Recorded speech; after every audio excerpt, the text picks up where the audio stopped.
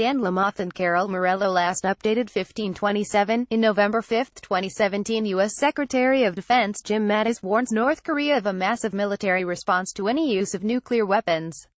The only way to locate and secure all of North Korea's nuclear weapon sites with complete certainty is through an invasion of U.S. ground forces, and in the event of conflict, Pyongyang could use biological and chemical weapons, the Pentagon told lawmakers in a new, blunt assessment of what war on the Korean peninsula might look like. The Pentagon, in a letter to lawmakers, said that a full discussion of U.S. capabilities to counter North Korea's ability to respond with a nuclear weapon and to eliminate North Korea's nuclear weapons located in deeply buried, underground facilities is best suited for a classified briefing. The letter also said that Pentagon leaders assess that North Korea may consider the use of biological weapons and that the country has a long-standing chemical weapons program with the capability to produce nerve blister, blood and choking agents. North Korean leader Kim Jong-un has been defiant in the face of sanctions over his country's nuclear program. The Pentagon repeated that a detailed discussion of how the United States would respond to the threat could not be discussed in public.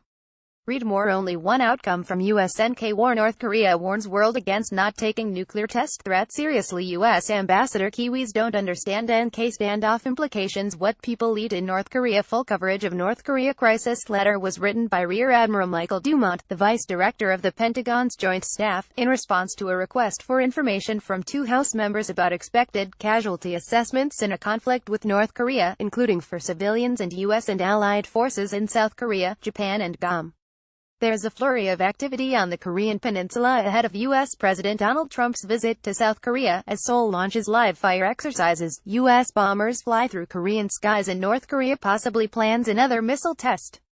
A decision to attack or invade another country will have ramifications for our troops and taxpayers, as well as the region. For decades, Ted Lieu, D. California, and Ruben Gallego, Arizona, wrote to the Pentagon. We have not heard detailed analysis of expected U.S. or Allied force casualties, expected civilian casualties, what plans exist for the aftermath of a strike including continuity of the South Korean government. The Pentagon said that calculating best or worst case casualty scenarios was challenging and would depend on the nature, intensity and duration of a North Korean attack, how much warning civilians would have to get to the thousands of shelters in South Korea, and the ability of U.S. and South Korean forces to respond to North Korean artillery, rockets and ballistic missiles with their own retaliatory barrage and airstrikes. The letter noted that Seoul, the South Korean capital, is a densely populated area with 25 million residents. U.S. President Donald Trump has visited Tokyo, Japan. Any operation to pursue North Korean nuclear weapons would likely be spearheaded by U.S. Special Operations troops. Last year, President Barack Obama and then Defense Secretary Ashton Carter gave U.S. Special Operations Command a new, leading role coordinating the Pentagon's effort to counter weapons of mass destruction. SOCOM did not receive any new legal authorities for the mission, but gained influence in how the military responds to such threats. Elite U.S. forces have long trained to respond in the case of a so-called loose nuke in the hands of terrorists. But senior officials said SOCOM is increasingly focused on North Korea. Dumont said the military backs the current U.S. strategy on North Korea, which is led by Secretary of State Rex Tillerson and focuses on ratcheting up economic and diplomatic pressure as the primary effort to get North Korean leader Kim Jong-un to stop developing nuclear weapons. Tillerson, Defense Secretary Jim Mattis and the Joint Chiefs of Staff Chairman, Gen. Joseph Dunford Jr., have emphasized that during trips to Seoul this year. In contrast, U.S. President Donald Trump, who goes unmentioned in the Pentagon letter, has taunted Kim as Rocket Man and expressed frustration with diplomatic efforts, hinting that he is considering preemptive military force. I told Rex Tillerson, our wonderful Secretary of State, that he is wasting his time trying to negotiate with Little Rocket Man, Trump tweeted on October 1, adding, save your energy Rex, well do what has to be done. On October 7, Trump added in additional tweets that North Korea had made fools of U.S. negotiators. Sorry, but only one thing will work, he said. Mattis and other Pentagon leaders have often cited the grave threat faced by Seoul, but the military much less frequently draws attention to its plans for an underground hunt for nuclear weapons. Air Force Colonel Patrick Ryder, a Pentagon spokesman, said that Dumont and other Pentagon officials had no additional comment about the letter. A senior U.S. military official in South Korea, speaking on the condition of anonymity to discuss ongoing operations, said that while the 28,500 U.S. troops in South Korea maintain a high degree of readiness, he has to believe that North Korea does not want a war, given all of the nations aligned against it. If you open the history books, this is not the first time that we've been in a heavy provocation cycle, the official said. On the side of South Korea and the United States, he said, there is no action taken without extreme consideration of not putting this in a position where a fight is going to happen.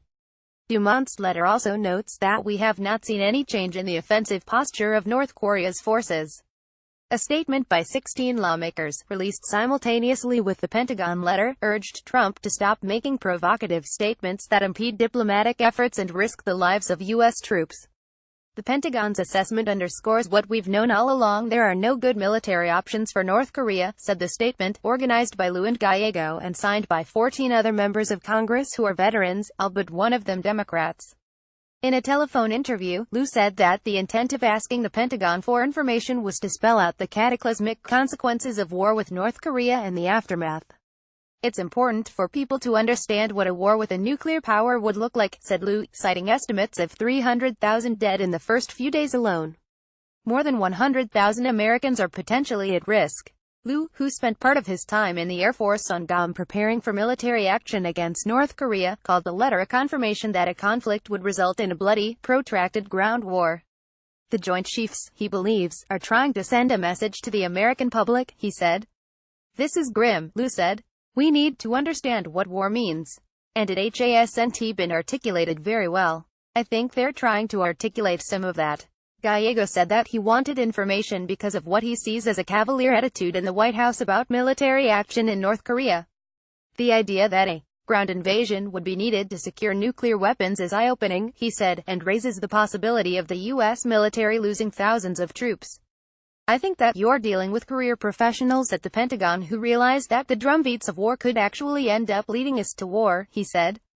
They want to make sure that there is full transparency and information out there about what can occur if our civilian leaders make wrong calculations. The Pentagon letter also notes the possibility of opposition from China or Russia.